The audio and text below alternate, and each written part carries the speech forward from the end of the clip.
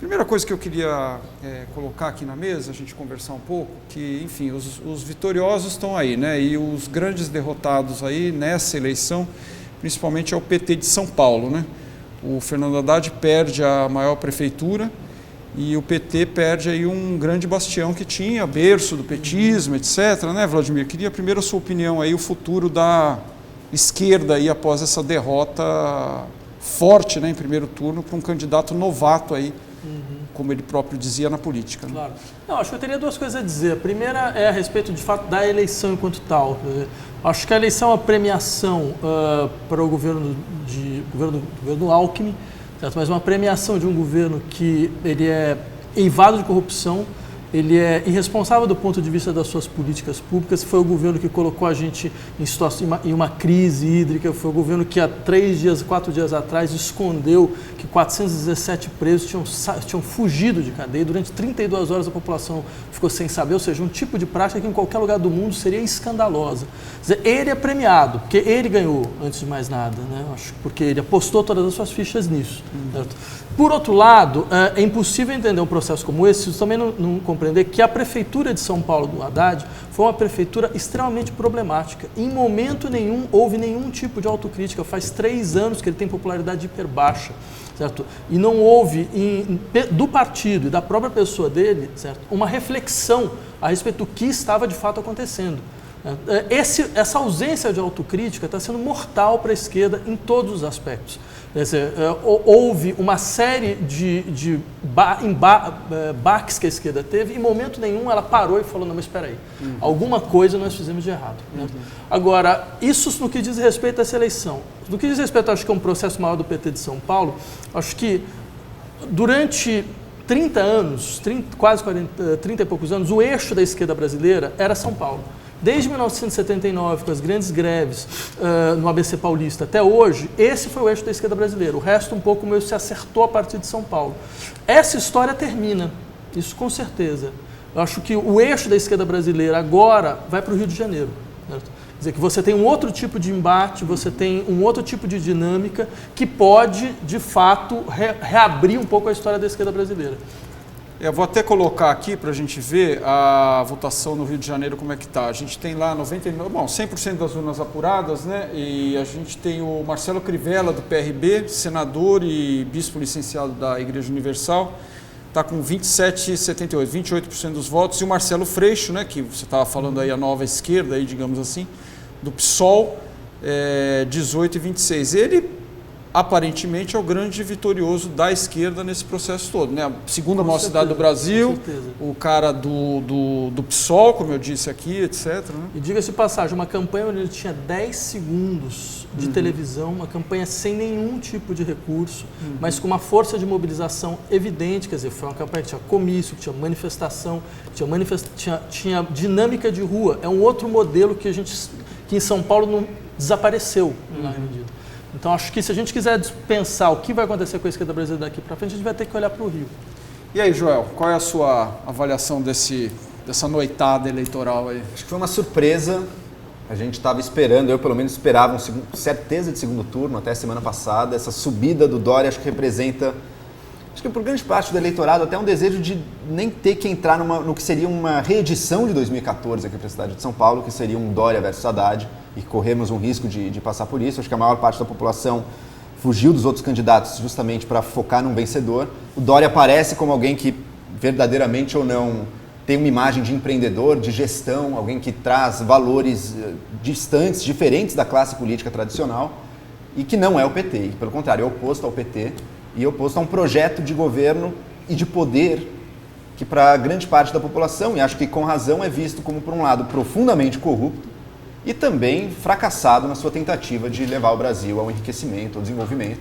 Então acho que é muito mais um voto. Acho que Haddad, se tivesse usado oportunidades que teve de tentar concorrer por outro partido, talvez tivesse tido um desfecho diferente, talvez a marca dele não tivesse tão ruim na mente de tantas pessoas.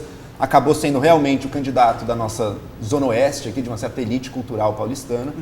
E para o grosso da população da cidade, realmente não dá para engolir. E o PT perde aí um grande pé de sustentação dele, e que era a esperança nacional dele para o futuro.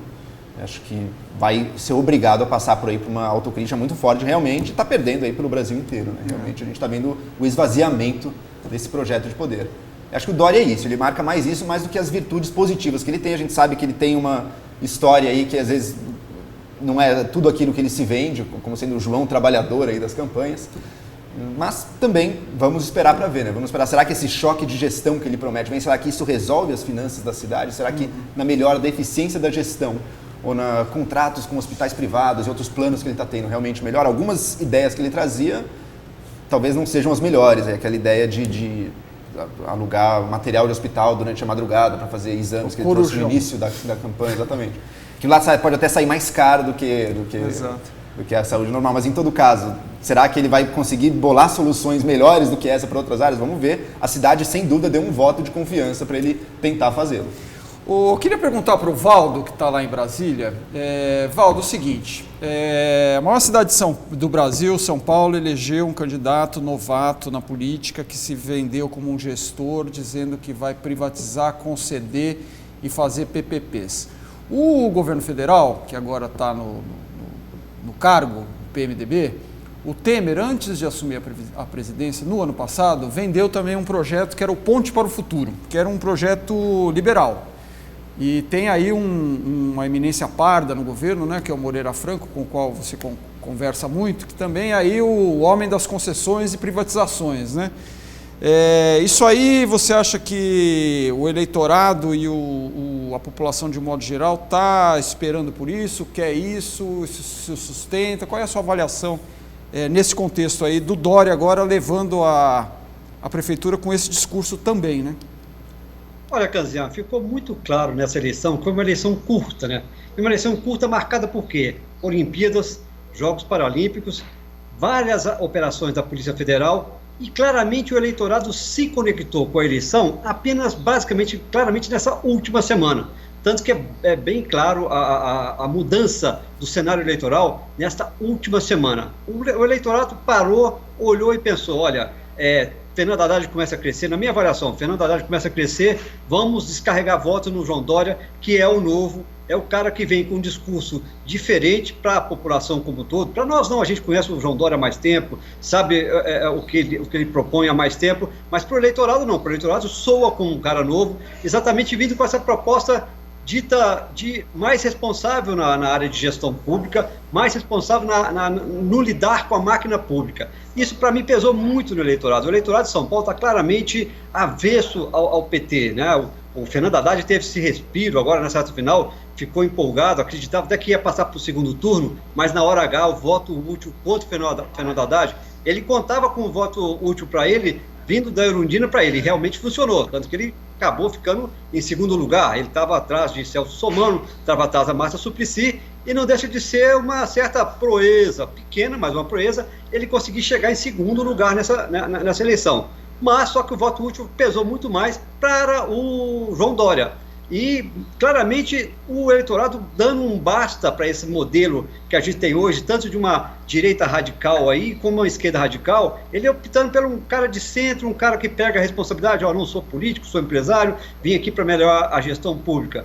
Eu acho que claramente é isso. Eu conversava com o Moreira Franco hoje, ele falava exatamente isso. Olha, Valdo, o eleitorado ainda não teve tempo para se associar ao governo Temer.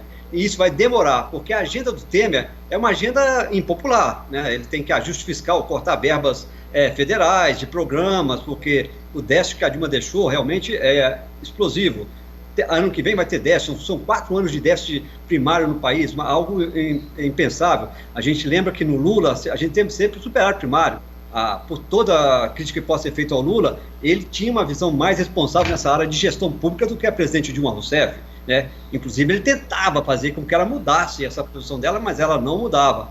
E o Temer, para resolver essa herança, para solucionar essa herança da época do governo Dilma, a agenda dele é impopular. Ele vai ter que fugir de vaia, como hoje ele fugiu de vaia, né? A gente viu, ele tinha marcado ir lá 11 horas, acabou indo 8 horas para votar, exatamente para fugir dos protestos.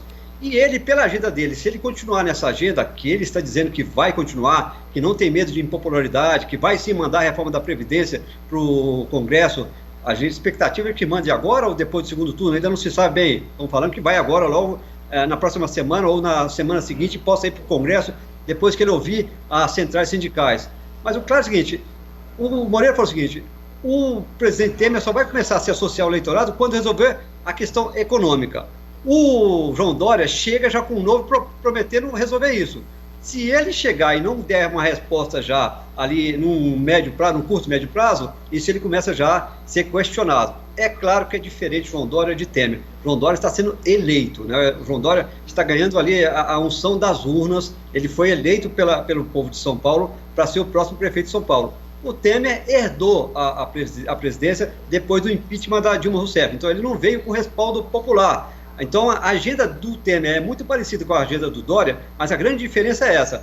O Dória foi eleito, tem um padrinho muito forte, o Alckmin pode ser criticado, como o Safra está falando aí, com razão, por várias questões, mas ele elegendo o João Dória mostra também que o eleitorado pesa ali na balança e acha que o Alckmin fez mais coisas boas para o povo de São Paulo do que ruins. Então, na minha avaliação é isso. Diga, quer dizer. Não, até eu queria perguntar aqui para o Safatli e para o Joel também, essa questão mais nacional, né? A gente, como você colocou aí, parece óbvio, né? O Geraldo Alckmin colocou o candidato João Dória, fez questão que ele fosse candidato, brigou com os outros do partido, etc. À esquerda a gente tem o de sempre, né? O Luiz Inácio Lula da Silva, que tem um recall muito forte ainda, é muito forte no Nordeste, etc. A gente até estava conversando ali, né, Safatli? O fato se ele vai destamponar a esquerda ou se ele vai continuar em cima da esquerda, fazendo com que ela corra atrás do mesmo rabo de sempre. Né? Não, claro, eu só queria dizer uma coisa antes, que é o seguinte, eu acho até meio irônico falar que, bem, o Dória aparece porque ele tem um discurso novo, que é o discurso de gestor. Não há nada mais velho na política brasileira do que esse maldito discurso de gestor. Há 20 anos a gente ouve políticos falando que eles não são políticos, são gestores. São Paulo é um laboratório nesse sentido. Há 20 anos nós ouvimos aqui em São Paulo que nós estamos sob um regime de gestão. O Alckmin se coloca como um gestor. Desde o início ele apareceu assim. E agora, eu queria só que as pessoas pensassem, qual é o resultado disso? Porque, desculpa, o Estado de São Paulo tem uma situação completamente falimentar, certo? A educação de São Paulo, se você fecha a escola pública, as universidades estão completamente quebradas, você tem uma educação, um sistema de transporte completamente sucateado sobre vários aspectos. O metrô de São Paulo não consegue, você sabe, de 2 em 2 anos você remonta a expectativa de que você vai produzir, sabe, terminar suas obras. Quer dizer, existe uma situação em São Paulo que está longe de ser um horizonte para que você possa apresentar ao país, veja o modelo de gestão. Quer dizer, o que eu acho que acontece é que, de fato, você teve um baque muito forte do PT por causa de todo esse processo. Certo? A população ela fez um rechaço muito claro nesse sentido, isso é muito evidente. Agora, você teve uma campanha que não teve campanha. Mas, Safatli, mas o Alckmin, ele ganhou a eleição há 2 anos atrás no primeiro turno. Sim, sim. E agora elege um candidato que saiu do nada. Sim. Quer dizer, alguma coisa tem por trás disso ou não? Não, a gente poderia desenvolver eu várias digo porque você colocou aí todos os defeitos, mas agora a população, de uma certa maneira... Agora, os outros estados também. O de São Paulo, comparado com outros, não está tão mal assim. Claro, tem um monte de problemas. Veja, o metrô de São Paulo, por pior que se expande mais que o do Rio. Mas independente disso, o metrô de São Paulo é um eixo fundamental de corrupção desse país. A gente tem casos que estão sendo evitados na Suíça e na França. Todas as relações com empresas e de contratos do Estado, com certeza. Exatamente. O metrô de São Paulo não está fora disso, mas dizer que isso é fundamentalmente pior do que está sendo visto no resto do Brasil é muito questionável. Não, mas eu não estou falando que é pior. Pelo contrário, os indicadores de São Paulo estão sempre superiores ao resto, mesmo as faculdades que podem apresentar problemas também ainda estão melhores que o resto. A USP ainda é uma referência nacional. Sim, a despeito do governo de São Paulo, porque a gente ficou com um déficit de 4 bilhões de reais. A gente tem um déficit de 4 bilhões de reais, porque a gente tinha 30 mil alunos, hoje a gente tem 94 mil alunos, a gente tem a mesma dotação orçamentária. Quer dizer, é um grau de responsabilidade inacreditável. Agora, você pode colocar uma questão boa, por que ele ganha a eleição? Certo? Essa é uma bela questão. Certo? E você teria uma série de respostas. Quer dizer, você tem um tipo de relação com o Estado de São Paulo que diz respeito à cobrança, que não é o mesmo que, por exemplo, a gente viu com o governo federal. Isso é inegável. Quer dizer, você tem aberrações do Estado de São Paulo que passam meio incólumes. certo? Que você não tem o mesmo tipo de mobilização contrária de todos os setores da sociedade civil, inclusive da imprensa. Isso é um fato. Quer dizer, por exemplo, vocês foram praticamente dos únicos que noticiaram que há 3 dias atrás teve 417 presos que escaparam de uma penitenciária e o governo demorou 32 horas para noticiar isso para a população. O que é um troço escândalo? Foram vocês, quer dizer, não teve quase mais ninguém. Você percebe? É um tipo de desproporção que causa distorções no processo eleitoral. Valdo, você quer falar alguma coisa a respeito? Eu acho que nesse debate aí, claramente é o efeito comparação. O eleitorado faz o efeito comparação. Tudo bem, o Alckmin é uma maravilha? Não é uma maravilha. O Valdemar Safat está listando várias coisas aí que são condenáveis no governo Alckmin. Mas como você disse, Canzian, algo bom ele fez. E no efeito comparação, por mais que o Safat diga realmente, olha, a imprensa acaba fiscalizando muito mais o governo federal do que o governo estadual, isso diz, em alguns veículos isso acontece mesmo, mas para o eleitor ele sente o quê? O país está em 2 anos com recessão, uma recessão fortíssima, né? Um escândalo de corrupção gigantesco que a gente está tendo notícia. Sempre teve corrupção no Brasil? Sempre teve. Mas nesse momento ela foi destamponada, né? De uma forma que não tinha acontecido no país ainda. Então, com certeza, o Alckmin é uma maravilha? Não é uma maravilha. Mas o eleitorado claramente está fazendo o efeito comparação. Quem talvez eu poderia dizer, sintetizar assim, quem é o menos ruim para mim, para comandar o meu futuro? É este ou aquele? É uma visão ruim para a gente imaginar que o eleitorado está optando entre o menos ruim? Talvez seja, mas essa é a realidade do Brasil de hoje. Então, assim, não tem jeito. O efeito de comparação com o PT foi muito ruim para o PT. A gente sabe que a Dilma, essa questão da gestão que o Safat falava, a Dilma também foi eleita sob o mote que era grande gestora, né? E a gente depois descobriu que ela não era uma grande gestora, né? Infelizmente, eu que conheci a Dilma de perto aqui, acompanhei bem o trabalho dela, ela tinha toda uma fama de ser uma grande gerente e parecia ser uma grande gerente. Mas quando ela realmente sai ali da raio de influência do Lula, claramente quando ela começa a se distanciar do presidente Lula e de Antônio Palocci, das pessoas que tinham essa visão mais responsável dentro do PT, quando a Dilma acaba assumindo mais o lado dela, pessoal dela, de como comandar a economia, de como visualizar a economia, ela se mostra um desastre, infelizmente, né? Ela quebrou o país, ela levou o país para um déficit insustentável, a dívida cresceu enormemente. Eu lembro uma vez que eu conversava com o Guido Mantega, quando ele decidiu abrir as torneiras para os estados gastarem. Eu falei para ele, ministro, mas desse jeito vocês vão quebrar os estados, senão não tem problema, porque o país vai crescer, e você vai solucionar, e o mundo todo está se endividando, não tem problema. Assim, mas os estados não têm capacidade de se endividar, os estados estão com a folha de pessoal comprometida. Você vai ver, vai estar tudo certo. Deu, né? Não para eles. Fala, Vladimir.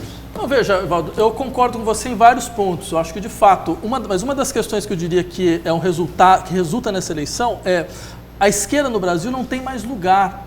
E ela não tem mais lugar porque ela absorveu o mesmo tipo de discurso que ela critica. Quer dizer, você lembrou muito bem. Quer dizer, o Dilma se vendeu como gestora. Quer dizer, alguém de um partido de esquerda se vender como gestor já é muito claro, porque significa você gere o quê? Você gere o que tem da maneira como funciona. Então, dentro dessa lógica, de fato não tem lugar para a esquerda. Por isso que eu falo, a esquerda precisa fazer uma autocrítica. Ou ela fala qual é o meu lugar, certo? No sentido de que, bem, eu tenho alguma coisa diferente a propor, eu tenho um modelo diferente de funcionamento da vida social e da vida econômica, ou eu vou ser mais um gestor, só que um gestor com uma cara um pouco mais humana? Porque se for isso, de fato, não tem mais razão de existir. Eu diria que isso não é nem um problema brasileiro só, certo? Isso é um problema mundial, que a gente vê sobre vários aspectos. Talvez o Brasil... Posso uma coisa? Deixa só o Joel falar aqui um pouquinho. Eu penso que talvez o Brasil precise realmente da gestão, e por isso esse discurso encontre tanto resposta positiva do eleitorado, sabe? A gente tem um país que arrecada o quê? 35% de impostos, que se endivida, que não entrega dados de qualidade de vida, indicadores de qualidade de vida comparáveis a outros. A gente tem vizinhos nossos, Chile, arrecadando muito menos, entregando mais, México arrecadando menos. Você tem a percepção verdadeira de que o Estado brasileiro é mal gerido. E nesse contexto, seja de direita ou seja de esquerda, você vai precisar fazer alguma coisa com a gestão. As estatais brasileiras, como se gasta o dinheiro público no Brasil, essa não é uma criação, apenas uma narrativa, uma realidade. Esse dinheiro é mal gasto, a gestão terá que melhorar. Então, por isso, esse discurso acaba encontrando a Folha fez um trabalho esse semestre, que eu participei, que é o tal do ranking de eficiência dos municípios, onde a gente foi lá ver como os prefeitos gastam nas áreas que são de atribuição, saúde, educação e saneamento. Um trabalho com Datafolha. Conclusão, 24% só dos prefeitos são eficientes na gestão. Aumentaram o funcionalismo em 50% nos últimos 10 anos, quando aumentou a população só em 12%, quer dizer, não tem gestão de fato. Eu acho assim, a questão é muito boa, mas eu diria o seguinte, não é que o Estado é mal gerido, o Estado não é público. Certo? Hoje não é um problema de gestão do Estado brasileiro, é um problema de transformar o Estado no Estado. Não existe Estado no Brasil. O Estado é um ente de você capitalizar dinheiro privado, ou seja, as pessoas, na verdade, que fazem o Estado funcionar de que maneira?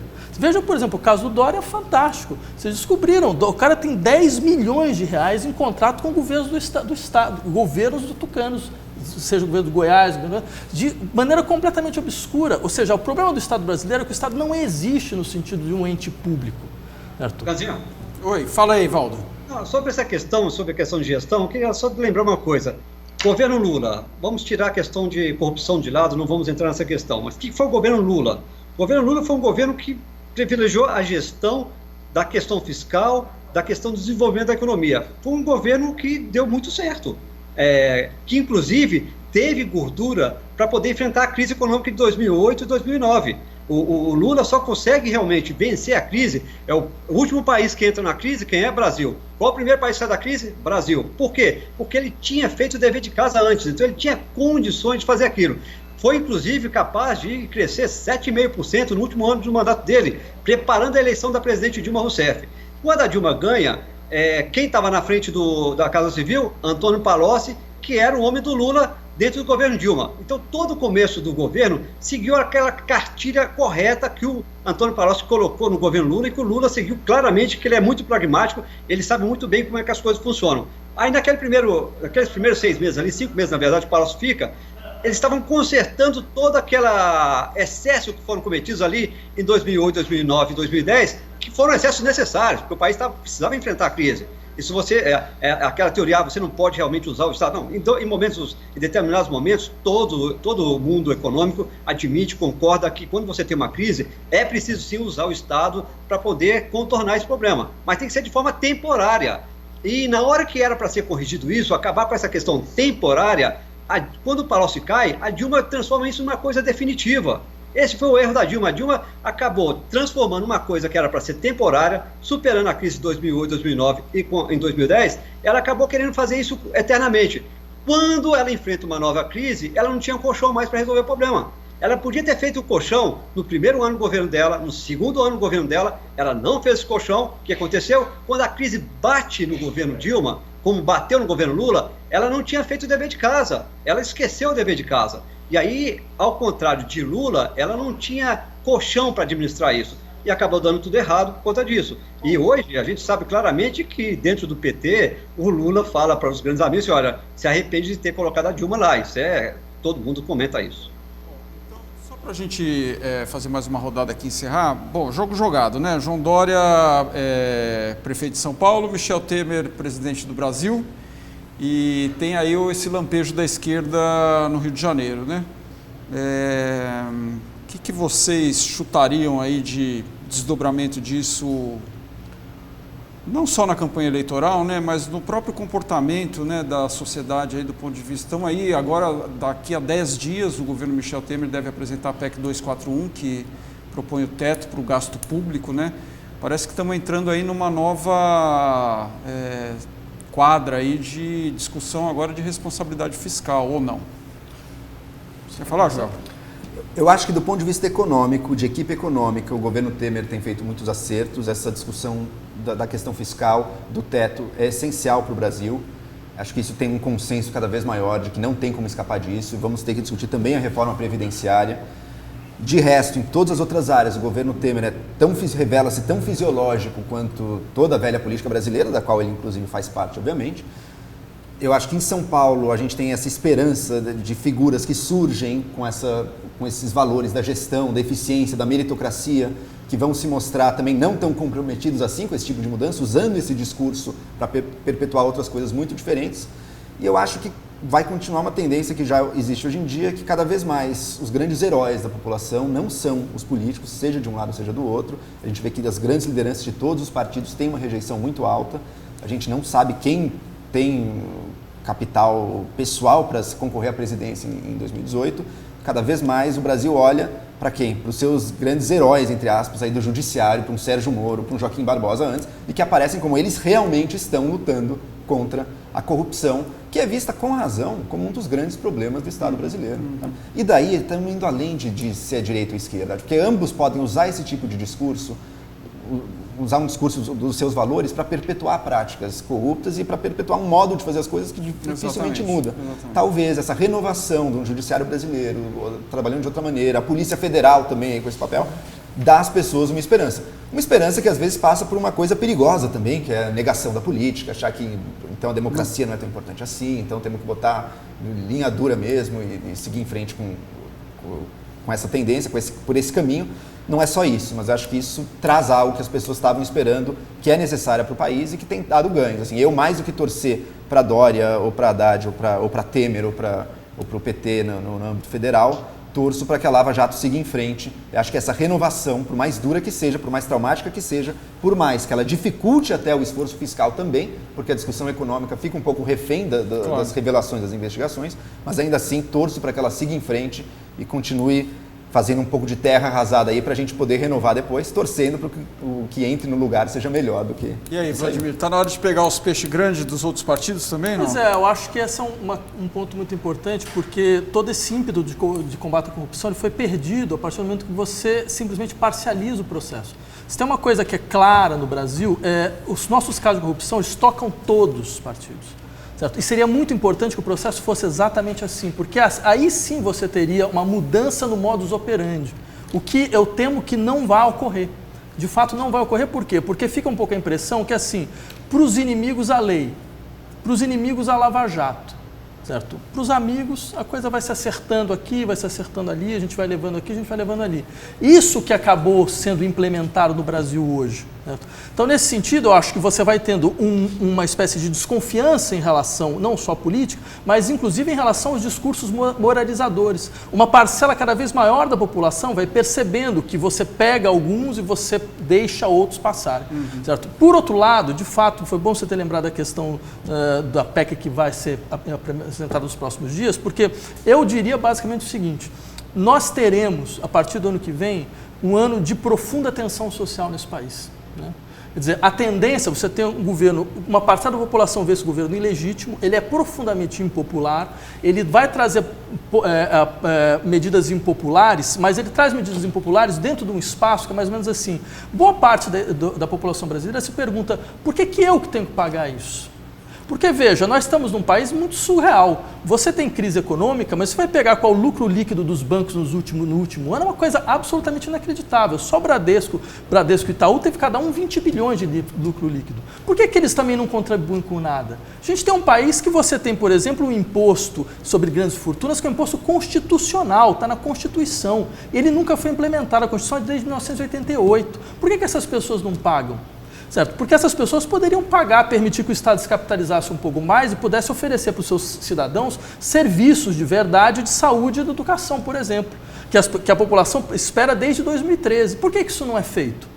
Por que a gente vai ter que fazer um tipo de flexibilização de trabalho que destrói todo o direito trabalhista da população? Você vai chegar numa situação onde já temos 12% de desemprego, quer dizer, você vai ter não só desemprego, mas empregos precários. Você vai trabalhar mais e ganhar a mesma coisa. Por que isso?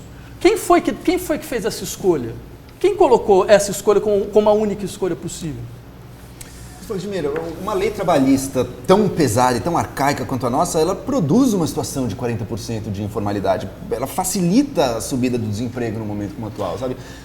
O Brasil vai estar se equiparando a outros países em questão de legislação trabalhista. Assim, tem muito espaço para melhorar. E não precisamos falar de abolir a lei trabalhista, mas a questão é caminhar para o futuro. Nesse sentido, acho que fica uma coisa muito arcaica, muito fechada em si mesma, uma esquerda que não é capaz de entender que, poxa, não, tem muito espaço para melhorar uma questão como a legislação trabalhista do Brasil, que está há décadas e décadas assim, e que produz uma situação muito disfuncional. Olha, eu acho PJs, de informalidade. Eu acho que, de fato, você tem situações trabalhistas que são completamente arcaicas. Por exemplo, você botar os trabalhadores para trabalhar 44 horas por dia, isso é medieval. Não, 44 por dia 40, não existe. desculpa, 44 horas por semana, isso é medieval. É medieval. Todos os países são 40, que a gente pode usar como referência, são 40 horas. Ainda tem países como a França que são 35. Você pode deixar mais flexível para quanto ao longo do dia as pessoas vão Flexibilidade alocar. Pressupõe que você tem força de negociação. E você está numa situação onde os trabalhadores não têm mais força de negociação. O que vai acontecer? Eles vão passar por cima deles como um trator. Você vai ter uma intensificação dos regimes de trabalho e um achatamento dos salários. Eu pago 3 contra 1. Eu pago 3 contra 1. A gente pode chegar daqui a um ano, sentar e falar, e aí? Teve intensificação do regime de trabalho e achatamento de salário? É isso que vai acontecer. Quais são os países que conseguem enriquecer ou sair de uma miséria extrema? Porque o Brasil não está na miséria extrema, mas quais são os países que conseguem elevar o padrão de vida da população? É investindo cada vez mais em leis trabalhistas mais pesadas? Não é esse o caminho, sabe? Você tem aí sim uma lei trabalhista moderna que permite que empresas contratem e a demanda por trabalho ela é que faz elevar salário. Mas mesmo os países mesmo os países que flexibilizaram as leis, eles conseguiram dar garantias para os seus trabalhadores que nós não temos. Certo? Se você é desempregado num país como a Alemanha, ou num país como a França, ou mesmo num país como a Inglaterra, a possibilidade de você ter um serviços sociais, você ter uma ajuda do Estado, sabe, para que você consiga se recolocar, é muito maior do que os trabalhadores brasileiros. Que vivem numa situação. Os trabalhadores brasileiros são trabalhadores pobres. Os 95% dos empregos feitos nos últimos 10 anos são empregos de um salário e meio mínimo. Você vai querer flexibilizar essas pessoas? A questão é que a flexibilização, ela não prejudica essas pessoas, ela ajuda, flexibilização, modernização, no fundo, ela ajuda as pessoas que têm muita dificuldade em entrar no mercado de trabalho brasileiro. Mas onde elas ajudaram? Ajudam no Chile, por exemplo, o mundo inteiro. Olha o nível de desemprego de uma Inglaterra, de um Estados Unidos, muito diferente do nosso, sabe? A questão é que daí que eu até concordo, você pode ter um Estado mais focado em ajudar quem realmente precisa, política social focada na base da pirâmide social brasileira, estamos de acordo, e fora disso, que se intrometa menos, que dê mais autonomia para sindicatos, salários mínimos setoriais, salários mínimos regionais, isso existe em vários países do mundo, não estamos falando de algo, de um bicho de 7 cabeças. Não, acho uma belíssima discussão, mas veja, mesmo os países que você colocou, Reino Unido e Inglaterra, veja o que aconteceu com esses países. Você tem um processo de concentração de renda absolutamente inacreditável. Há 20 anos atrás, 1% da população do Reino Unido tinha 5% da sua renda, hoje eles têm 14% da renda. Ou seja, você está num processo de empobrecimento da população. Esses países estão empobrecendo. Você tem uma estagnação das classes trabalhadoras tradicionais lá, que foi paralelo ao que? Ao enriquecimento das classes antes miseráveis de Ásia, que receberam esses empregos que muitas vezes saíram do primeiro mundo, estão produzindo ali. China tirou o quê? 300 milhões de pessoas da pobreza extrema. E, de fato, você tem esse problema. Esse trabalhador da Inglaterra compete com o chinês, compete com o indiano. A elevação do padrão de vida desses levou a uma estagnação. Quem foi que foi defendendo o livre comércio? Agora, para o país como um todo, para as próximas gerações, porque as velhas gerações, essas que votam Trump, que votam Brexit, essas, de fato, estão com muito medo. As novas gerações, às vezes, se recolocam no mercado de trabalho com novas habilidades, estudando novas áreas, conforme o país se especializa em novas áreas, e permite que o país continue crescendo, na verdade, que é o que os Estados Unidos têm feito, não tem crescido. Existe uma grande insegurança, estamos de acordo. Se ela reflete uma elite que explorou mais a própria população do país, não. Reflete uma elite, sim, que explorou populações de outros países, levando a uma diminuição da miséria. Mas se a gente fizer a comparação com os Estados Unidos, quer dizer, mesmo a situação brasileira é aberrante. Por exemplo, nos Estados Unidos, você ainda é obrigado, de fato, a ter um índice de contribuição que no Brasil não tem. Até imposto de renda eles pagam mais do que nós. Você tem até 32% de imposto de renda, aqui o máximo é 27%. Quer dizer, num país de uma desigualdade brutal, onde todo o sistema ele é feito para defender quem realmente ganha, você ainda colocar flexibilização do trabalho num país como esse, a gente pode imaginar o que vai acontecer. Eu acho que o último ponto, duas coisas aqui. Acho que a flexibilização, a modernização trabalhista é um fim em si mesmo, ela traz ganhos, inclusive, para nós pobres. E agora, estamos de acordo, vamos reequilibrar a carga tributária? Estamos de acordo. Agora, vamos aumentá-la em termos líquidos? Sou contra, sou fortemente contra, justamente porque o Estado brasileiro é muito ineficiente. Ele queria até colocar o Valdo para falar um pouco, porque parece até que a reforma trabalhista aí, no caso, né, Valdo, já ficou em segundo plano, ou não? Já, porque o Temer sabe que é um tema espinhoso, como o Vladimir Safato falou muito bem. No ano que vem vai ser uma agenda do Temer, uma agenda muito impopular. Isso deve gerar realmente tensão social no país. Agora, se o Temer conseguir sinalizar com essas reformas uma mudança no cenário econômico, essa tensão social no início pode acabar sendo arrefecida, acabar sendo contrabalançada com a volta do crescimento econômico. E a gente sabe que se o país voltar a crescer, isso vai ser contemporizado, claramente. Eu, na minha visão, sobre essa discussão aí, eu acho que o Brasil perdeu o seu grande momento de mudar a sua legislação trabalhista com o governo Lula. O Lula era a pessoa mais indicada para fazer uma grande reforma trabalhista no país, séria, bem discutida, sem avançar, como diz o Vladimir, de uma forma que realmente prejudique os trabalhadores, mas também permitindo, como diz, para modernizar a nossa legislação trabalhista. Estava conversando com um amigo meu que abriu uma empresa recentemente, ele disse, Walter, é uma loucura. O custo trabalhista no Brasil realmente, quando eu era empregado, vinham falando que custava mais de uma vez todo o que eu já pago para o trabalhador. E eu agora que eu virei empresário, descobri que era isso mesmo. Antigamente eu questionava isso, achava isso ridículo. Olha, isso é discurso de empresário, de patrão, para ficar tentando abaixar o meu salário. E agora que ele virou empresário, ele diz, olha, é exatamente aquilo, o custo trabalhista no Brasil é muito alto, é muito elevado.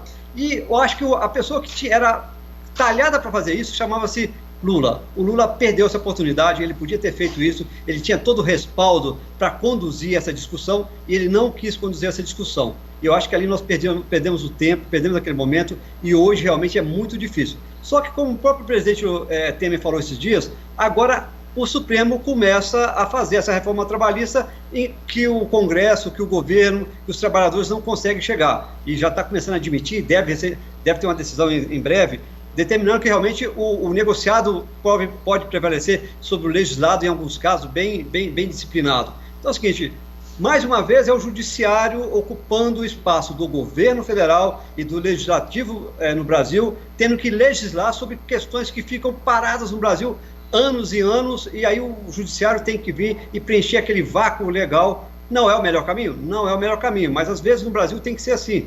Aconteceu isso em campanhas eleitorais, que o judiciário teve que ali chegar ali, olha, disciplinar a questão. Aí o Congresso reclama, o governo reclama, mas eles são totalmente ali, ficam fora desse debate, até debatem, mas não têm coragem de colocar isso em prática. Então eu acho o seguinte, perdemos o nosso momento, acho que agora vai ser difícil, e talvez realmente a solução venha pelo lado do judiciário, viu, Cazé?